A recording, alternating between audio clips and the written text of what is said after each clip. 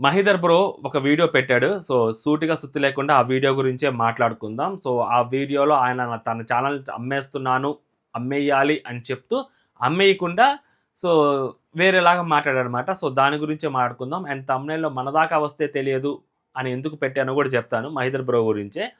సూటిగా సుత్తి లేకుండా ఉపోద్ఘాతాలు ఏమి ఉండవు. దాని గురించే మాట్లాడుకుందాం. సో, దాని గురించి మాట్లాడుకునే ముందు అసలు ఏంటంటే మహీధర్ బ్రో ఒక కెఫే పెట్టాడు. సో, వైజాగ్‌లో దర్ఫీ కేఫ్ అని. సో, అది తీసేసాడనమాట. ఒక పెద్ద సినిమా ట్రైలర్ అప్పుడో, టీజర్ అప్పుడో దాన్ని అనౌన్స్ చేశాడు. అక్కడ పెట్టానని చెప్పి. మొన్న రీసెంట్‌గా 'రాజాసాబ్' సినిమా ఎప్పుడైతే వచ్చిందో అదే రోజు చెప్పాడు. మళ్ళీ ఒక పెద్ద సినిమా రివ్యూ టైమ్‌లోనే చెప్తున్నాను. సో, అది నేను క్లోజ్ చేసేసానని చెప్పాడనమాట. 2 డేస్ బ్యాక్ దాని గురించి నేను పవన్ బ్రోతో మాట్లాడాను. సో, జనరల్‌గా టాపిక్‌లో వస్తున్నప్పుడు ఆయన గురించి వచ్చినప్పుడు మాట్లాడాను. బ్రో ఇట్లాగా 'దర్ఫీ కేఫ్' అది మూసేశారు. పెద్ద సినిమా అప్పుడు బిగిన్ చేశాడు. మళ్ళీ క్లోజ్ చేసేసారు అని చెప్పాడంటే అప్పుడు ఆయన చెప్పాడు. బికాస్ ఆఫ్ పవన్ బ్రోది కూడా మై రివ్యూస్ పవన్ బ్రోది కూడా వైజాగే కాబట్టి ఆయన నాకు చెప్పిందేంటంటే సో, వైజాగ్‌లో జగదాంబ సెంటర్‌లో పెట్టాడంట. సో, ఆ జగదాంబ సెంటర్ అనేది సో, పక్కా మిడిల్ క్లాస్‌కి అందరికీ అక్కడ వాళ్ళు యూత్ వాళ్ళందరూ ఎక్కువ మంది అక్కడికెళ్తూ ఉంటారు. అక్కడ అన్నీ చాలా తక్కువ డబ్బుల్లో దొరుకుతుంటాయి. చీప్ అండ్ బెస్ట్‌లో దొరుకుతూ ఉంటాయన్నమాట. సో, అలాంటి ఏరియా అనమాట. ఫర్ ఎగ్జాంపుల్ మనకి సనత్ నగర్ మార్కెట్ ఎలా ఉంటది. సో, హైదరాబాద్‌లో సో, కొన్ని ప్లేసెస్‌లో సో, మన ఊర్లలో గాని కొన్ని అలాగుంటదనమాట. సో, ఆయన అలాంటి ప్లేస్‌లో ఒక మంచి కెఫే పెట్టాడు. ఆయన చెప్పింది కూడా 50,00,000 పెట్టి ఒక కెఫే పెట్టాడంట. సో, ఆయన మాటల్లోనే ఆయన వీడియోలో కూడా చెప్పాడు. 50,00,000 పెట్టి ఒక ప్లేస్‌లో అలాంటి ప్లేస్‌లో ఏంటి నార్మల్‌గా ఒక ఎవరైనా అక్కడ ఆయన చెప్పిందేంటంటే పవన్ బ్రో చెప్పిందేంటంటే అక్కడ టిఫిన్ సెంటర్‌లు, టీ కొట్టులు, నార్మల్ అల్లం చాయలు, సో, నార్మల్ కాఫీలు అలాంటివి బాగా నడుస్తాయి. లైక్ ఉడిపి హోటలు ఇలాంటివి నడుస్తాయి గానీ, అలాంటి పాష్ కఫేలు నడవడం కష్టము. ఎందుకంటే ఒకే ఒక మాల్ ఉంది దగ్గరలో. ఆ మాల్ నుంచి వచ్చేవాళ్ళు కూడా సినిమాలకెళ్ళే వాళ్ళు వస్తారు, అక్కడ చేస్తారు. మాల్ లోపల వేరే గానీ, సో, బయట కొన్ని బ్రాండ్స్ ఆల్రెడీ ఉంటాయంట. లైక్ కొన్ని ఏవైతే బట్టలకు సంబంధించిన బ్రాండ్స్ ఏవైతే ఉంటాయో, సో, అలాంటివి కొన్ని ఉంటాయి తప్పితే ఇలాంటి కెఫేలు గూడా నడవడం కష్టము. సో, అలాంటి ప్లేస్‌లో ఆయన పెట్టాడు. సో, ఆ వేరే ప్లేస్‌లో పెట్టుంటే బావుండేదేమో. అలాంటి ప్లేస్‌లో పెట్టాలనుకున్నప్పుడు వేరేలాగా పెట్టుంటే బావుండేది. సో, ఆయన పేరు చూసి, ఆయన ఫేస్ చూసి, ఆయన ప్రొఫైల్ చూసి వస్తారని అనుకోని పెట్టుంటాడు. సో, అందుకని అది జరగలేదు అని చెప్పి పవన్ బ్రో నాకు ఎక్స్‌ప్లెయిన్ చేశాడు. సో, ఇప్పుడు నా క్వెషన్ ఏంటంటే ఇక్కడ ఇదే మహేధర్ బ్రో లాస్ట్ టైమ్ ఒకసారి సాయి కృష్ణ అని ఒక యూట్యూబర్ ఉంటాడు. సో, ఆయన ప్రసాద్ గారిని డబ్బులు అడిగాడనమాట. సో, ఆయన ఛానెల్, ఆయన స్టూడియో ఇలాగే అప్పులు కట్టేసి, స్టూడియో పెట్టేసి, అప్పులు వచ్చేసి ఏం చేయాలో తెలియక ప్రసాద్ గారిని అడిగితే, ప్రసాద్ గారి డబ్బులు ఆయన సిట్యుయేషన్ ఆయనకు వేరేలాగుండి ఇవ్వలేనన్నప్పుడు ఆయన ఒక వీడియో చేశాడు. సో, వాళ్ళిద్దరి కాంట్రవర్సీ మీద ఈయన ఒక వీడియో చేస్తూ, ఆ వీడియోలో ఆయన ఒక మాట మాట్లాడాడు. సో, దాని గురించి ఏమిందో ఈయనకు కూడా వర్తిస్తుందనమాట. మనకి చాలా హ్యూజ్ అమౌంట్స్ ఉంటాయి. అంటే ఇప్పుడు హర్ష ఏదైనా ఒక వీడియో పెట్టాడంటే దానికి ఒక అరౌండ్ ఒక 8 మిలియన్ నుంచి 10 మిలియన్ వ్యూస్ ఉంటాయి. సో దానికి అమౌంట్ ఎక్కువ ఉంటది. అండ్ ప్రసాద్ గారికి డైలీ వీడియోస్ ఉంటాయి. సో వాటికి మంచి ఇన్కమ్ ఉంటది. ఆ తర్వాత ఐజోడికి డైలీ చాలా హెవీ వ్యూస్ ఉంటాయి. సో తనకి ఏంటంటే చాలా హ్యూజ్ ఇన్కమ్ చూసి మొత్తం ప్రపంచం అంతా ఇటు తిరిగి చూస్తుంది. అట్లా అనుకున్న ఒక అర్థం ఉంది. సో ఈయన ఎందుకు ఇంత అని నేను మనసులో అనుకున్నాను యాక్చువల్ గా. బట్ ఎందుకులే ఇంకా ఆయనకి నేను చెప్పలేదు. ఎందుకంటే ఎగ్జాక్ట్‌లీ. అది. సో, వాళ్ళందరికీ డబ్బులు అంటే ప్రసాద్ గారికి గాని, వాళ్ళకి గాని సో, డైలీ వ్యూస్ వస్తుంటే మంచి డబ్బులొస్తుంటాయి కాబట్టి, అంత పెట్టి చేసుకున్న అర్థం ఉంది గానీ, ఈయనకసలు డబ్బులే రావు, వ్యూసే రావు. ఎందుకు అంత లావున పెట్టుబడి పెట్టాలి? ఆ స్టూడియో నిర్మించుకోవడానికి, స్టూడియో కట్టుకోవడానికి ఎందుకు పెట్టాలని చెప్పి, సాయి కృష్ణ కోసం ఒక మాట మాట్లాడాడు. సేమ్ క్వెషన్ మళ్ళీ మనం ఇక్కడ రిపీట్ చేస్తుండే. సో, ఎందుకు అంటే లైక్ ఒక ఒక కెఫే పెట్టాలి అనుకున్నప్పుడు చిన్నగా పెట్టొచ్చు కదా! సో, మన బ్యాకప్‌లో అంత డబ్బులు లేనప్పుడు, మనకి ఒకవేళ అది లాసుల్లో ఏదైనా ఒక బిజినెస్ పెడితే ఒక 6 మంత్స్ వరకు ఏ బిజినెస్‌లోనూ ఒక 3 మంత్స్ టు 6 మంత్స్ వరకు ఏ బిజినెస్‌లోనూ రిటర్న్స్ గాని, ప్రాఫిట్స్ గాని రావు. ఆ 6 మంత్స్ మనం దాన్ని మెయింటైన్ చేయగలిగే సత్తా ఉంటే మాత్రమే బిజినెస్ పెట్టాలి. ఇది బేసిక్ ఫండమెంటల్ రూల్ బిజినెస్‌లో. అదర్‌వైజ్ ఎవ్వడు బిజినెస్ పెట్టకూడదు. అది చిన్న షాప్ దగ్గర నుంచి అయినా గానీ, పెద్ద మాల్ దాకా అయినా గానీ, మినిమమ్ 6 మంత్స్ మనం బేర్ చేయగలగాలి. అలాంటి సత్తా మనకు ఉండగలిగితే మాత్రమే. అది కూడా అప్పులు గిప్పులు తెచ్చుకొని, సో, లూప్‌లో పడిపోయి రొటేషన్ చేయలేకపోతే వేస్ట్. నార్మల్‌గా మనం ఆ సత్తా ఉండి మన దగ్గర ఆ క్యాష్ ఉండి మన దగ్గర ఉన్నప్పుడు మాత్రమే మెయింటైన్ చేయగాలి. అలా మెయింటైన్ చేయలేనప్పుడు వేస్ట్ అనమాట. సో, బ్రో కూడా అదే తప్పు చేశాడు. 50,00,000 పైన ఆయన ఖర్చు పెట్టాడంట ఆ కెఫేకి. అవసరమా అంత పెట్టడము? ఒక కెఫే పెట్టడానికి 50,00,000 పెట్టి కెఫే పెట్టాలా? దట్టు అలాంటి ప్లేస్‌లో. సో, అలాంటి ప్లేస్‌లో పెట్టాడు. ఎందుకంటే ఆ ప్లేసు ఆల్రెడీ క్లియర్‌గా చెప్పాను గదా! సో, అది నార్మల్‌గా మార్కెట్‌లో వేరే మిడిల్ క్లాస్ వాళ్ళు వెళ్ళడానికి ఉంటుంది.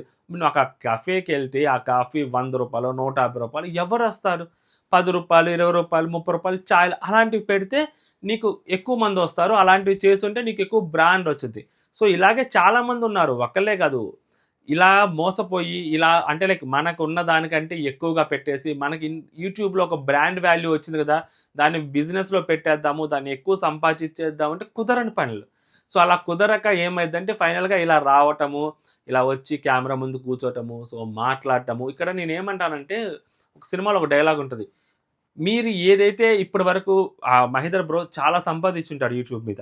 చాలా అంటే చాలా సంపాదించుంటాడు. చాలా డబ్బులే వచ్చుంటాయి. ఎందుకంటే ఆయన ఖర్చు పెట్టేది చాలా తక్కువ ఖర్చు పెడతారు. ఒక మైకు, ఒక లైటు, జస్ట్ ఆయనకొచ్చి కూర్చొని ఆయన వాయిస్, ఆయన టైము అంతే అక్కడ కేటాయించేది. అదర్ దాన్ దట్ ఆయన పెద్ద పెద్ద కెమెరాలు వాడటం గానీ, ఇంకో వేరే ఏయో పాడ్‌కాస్ట్‌లు గానీ, లేకుంటే ఆడియో సిస్టమ్‌లు ఏయో వాడింది గూడా ఏం లేదు. జస్ట్ ఆయన మైక్ ముందు పెట్టుకుంటాడు. నాలాగే సేమ్ ఎలా మాట్లాడతారో ఆయన గూడా అలాగే మాట్లాడతారు. సో, కాబట్టి ఆయన ఖర్చు పెట్టింది చాలా తక్కువ యూట్యూబ్ మీద. ఆయన సంపాదించింది చాలా ఎక్కువ. సో, ఇప్పుడు అలా సంపాదించిన తర్వాత అంటే ఆయన జనాలు చూడటం వల్ల ఆయన సంపాదించాడు. ఇప్పుడు అదే జనాలు ఆయనొచ్చి అడుగుతున్నారంటే 'గణేష్' సినిమాలో ఒక డైలాగ్ ఉంటది. మీరు మీరు జీతాలు సరిపోకనే వాళ్ళు లంచం అడుగుతున్నారు గదా! వాళ్ళు మీకంటే పేదవాళ్ళు కదా! అని 'గణేష్' సినిమాలో ఒక డైలాగ్ ఉంటది. వెంకటేష్ బాబు చెప్తారు. సేమ్ ఇక్కడ అదే రిపీట్ అవుతుంది.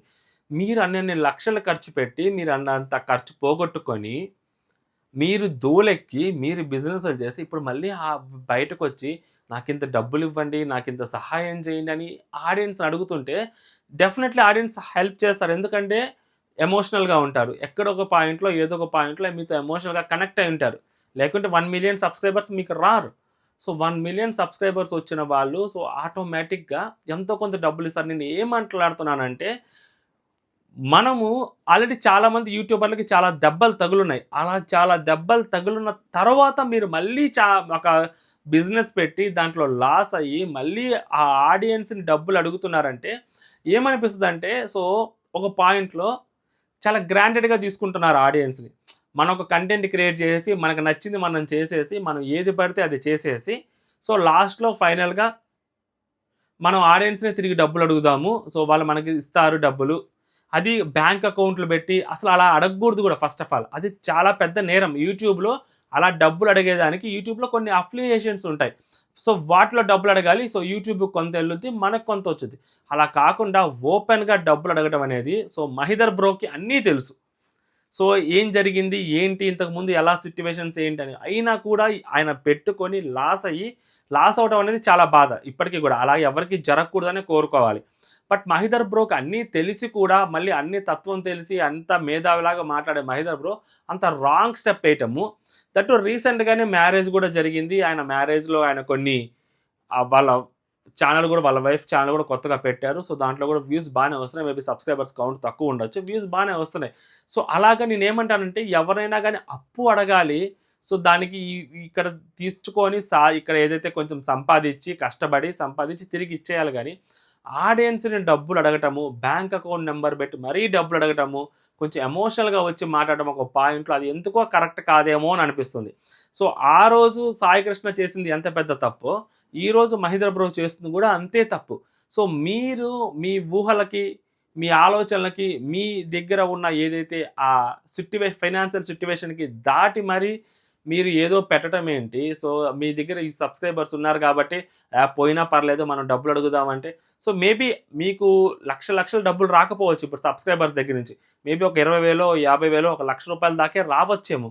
బట్ అది కూడా మీరు ఆడియన్స్‌ని అడగటం అనేది ఎందుకో నాకు కరెక్ట్ కాదేమో అని అనిపిస్తుంది. మీ సిట్యుయేషన్ బాలేదు అని అన్నప్పుడు మీరు ఏదో ఒక విధంగా అప్పు తెచ్చుకోనో, ఎక్కడి నుంచైనా ఏదైనా బ్యాంక్ లోన్ తీసుకోనో, చేసుకోవడమో చేయాలి.